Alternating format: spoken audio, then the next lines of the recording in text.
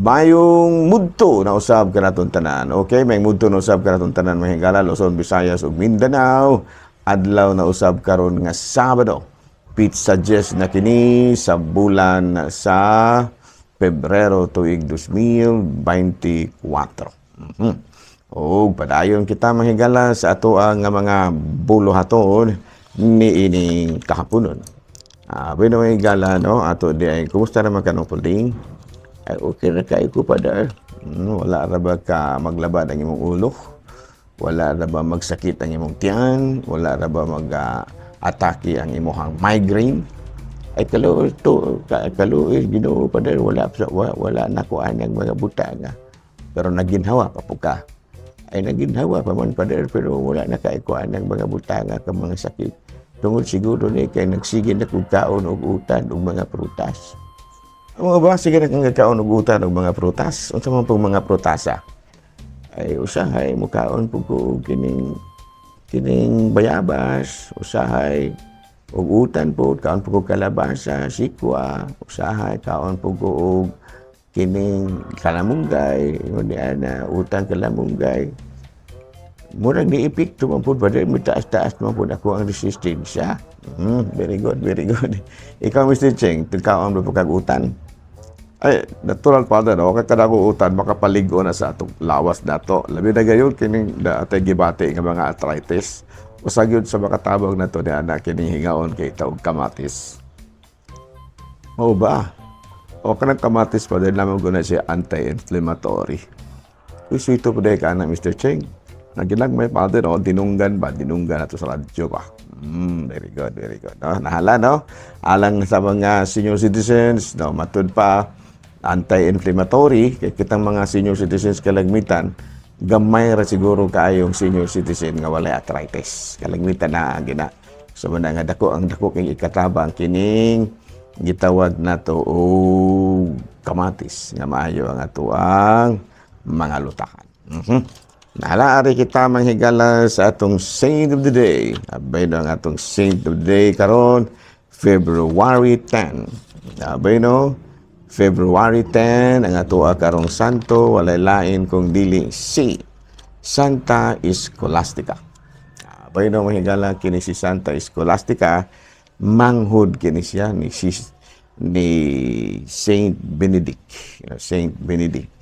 Niya, born of a wealthy family, founder of a religious community in Monte Cassino.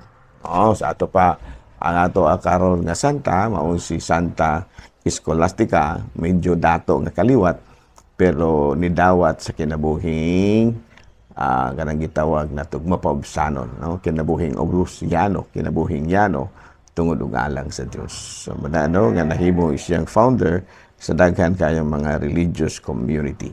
Usa na niini mao kining mga kamadrihan, no? Kanang bitong sa bais, no?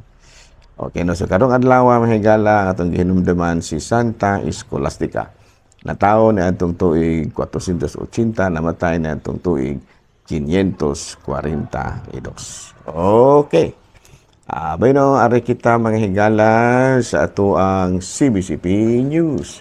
Balitang simbahan ni ining kamuntuhon. Bueno, sabi ato karong news manghigala. Bueno, CBCP News, Bishop Pacania sa Malaybalay, kanhi obispo, no? Retired Bishop Pacania sa Malaybalay, pahimutang na sa iyahang katapusang kapaulianan, kagahapong adlaw. Balita mahigala, si Pope Francis nagkanayon, at times of kining,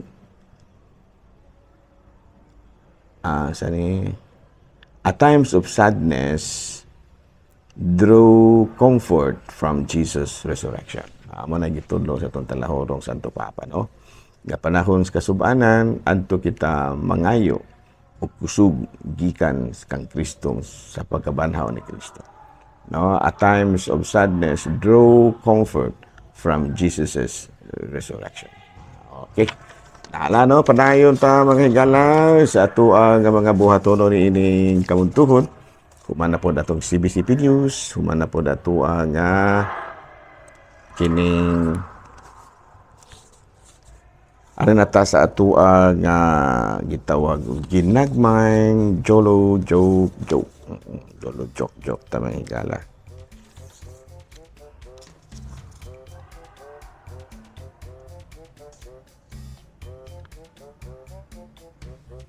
Okay, asa to atong mga joke mga higala. Asa na to atong mga joke ginagmay. Okay.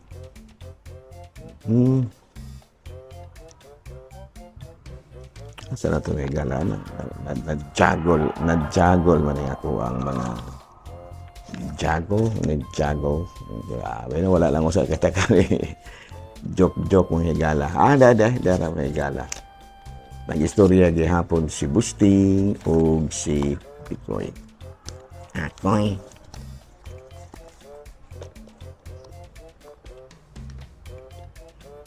Daghang kayong fans ni si Shooty, no? Sabi na Shooty? Singer na sa Cebu nga mo concert po rong Sabado. February 10 ba? Kisigalan? Shooty. Daghang kayong fans nga mga batanon si Shooty. Uba? Magtanaw magani dagway itong daghang kayong mga batanon kay maayo ko no kayong mukanta gini si Shooty. Mo gini tinuod niya galat? Mao man siguro, nagduda ko anak. Sabi mo gidudahan? Nga sa nagmabdos pa ang inahan anak nangala. Nangala. Unya ang gipangala sa Shooty. Muna nga pagkatao sa bata, ilan ang gitawag og Shooty. Muna naroon si Shooty. Maunoy, puruhan dito. Doon ba siya kay Mike Tingog kalagmitan? Shooty, kina siya ka ng swerte ba? Swerte po. Pwede po swerte. Pwede po gipangayuan, gipangalawan. Siya na, gipangalaan po sa Shooty. Joke ba yun? Joke na doon ito, mamilain. Abay na manayon ta mga igalas sa tuang mga buhatono ni ining kamuduhon. Bueno, padayon ta no sa tuang mga buhatonon are nakita sa atong catechism. Ang asa data mo na tugod sa atong ginawa na manata sa atong joke. Okay, so are kita mga igalas sa tuang mga catechesis. Okay.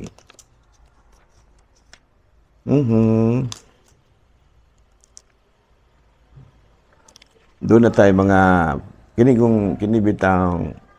kini bang pagkatapulan ba? There are many ways to overcome. What are the ways to overcome laziness? Ayan, gwapo na siya nga tapat may gala, no? Kita mga Kristiyanos, isip mga Kristiyanos, dili gyud maayo nga tapulan ta, no? Kay kung tapulan ta na dili kita mahimong tinuod nga Kristiyanos kay maglisod man tagtabang sa atong isig kaingon kay tapulan baya kay kining Kristiyanos matinabangon man gyud na nya og ka Kristiyanos kay di ka matinab kanang tapulanon ka maglisod ka og tuman sa imuhang gitawag natong tahas isip usa ka Kristiyanos. So what are the ways to overcome laziness? Okay, no? Find motivation. No, reminding yourself how important your work for you. Sa ato pa, kung medyo nitukar ang imong katapol. Medyo nitukar ba ang imong katapol, find yourself the motivation. No, find motivation. Pangitag paagi, pangita og mga rason ngano nga mo trabaho gyud ka.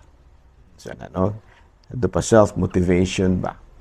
Niya, reminding yourself how important your work for you and for others.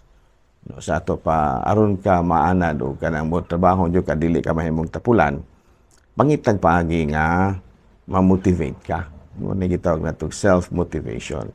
Usa sa makamotivate yun mo, mao nga, imog yung sutaon, no? Kung unsa ka importante, alang kanimo sa uban ang imong trabaho. Tanawa, di ba mahimo kang pugihan. Dili nakatapulan.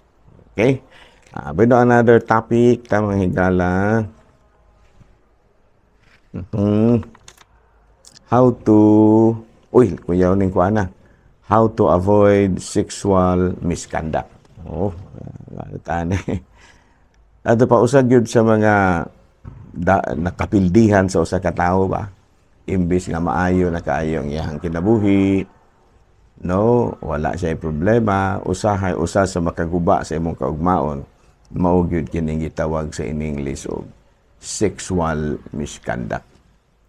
Nya unsa man kining klase-klase nga sexual misconduct? Number 1 is acts of lasciviousness. Number 2, sexual harassment. Dayong sexual abuse. Dayong ang last, rape. No. Musulod gani kaniining mao nga klase sa kinabuhi. No, kining malulung kaniining acts of lasciviousness, sexual harassment, sexual abuse, labi na gyud kining rape. Maguba gyud ang imong kaugmaon. No, so muna nga kutob sa mahimo atog yung disiplinahon ang atong kaugalingon. So, what are the ways to avoid all sexual misconduct? Number 1 is discover the underlying trigger that generates the desire for sexual relationship. Number 1 is discover the underlying causes that generate the desire for sexual misconduct. Kato patanaw nimo ug unsay mga hinungdan, no, unsay mga gitawag na to mga triggers, mga hinungdan ngano nga nakabuhat kaniana. Number 1 is alcoholism. No, kalagmitan gyud makasala ina ng mga sexual misconduct wa, sexual harassment or sexual acts of lasciviousness, sexual abuse and rape. Kini yung nakainom-inom ka o baka nalulung ka sa droga. Now, muna balantayan ko nato. Kalagmitan yun sa nakasala niya ng mga butanga, kini bitang nakahimo ka mga sexual misconduct, acts of lasciviousness, sexual harassment, sexual abuses, and rape. Kana yung under the influence of liquor ka or maybe under the influence of drugs. So, muna, no, nga, kutob sa mahimo. No, maglikay gid kita nga mo palulong niining mga klase sa bisyo kining sugal kay mo sa po na makapadaot po na no musangpot pud gihapon na sa sexual misconduct o baka kining gitawag nato sa English acts of lasciviousness and many others. So good luck mga gala ha. Ako lang gihapon kini yung ubos nga alagad Reverend Padre Edwin Academia Akab, manamilit na usab kaninyo ug manalangin kanato ang Dios nga makagahong sa tanan, Amahan, Anak, Espiritu Santo. Amen. Good noon, Pilipinas.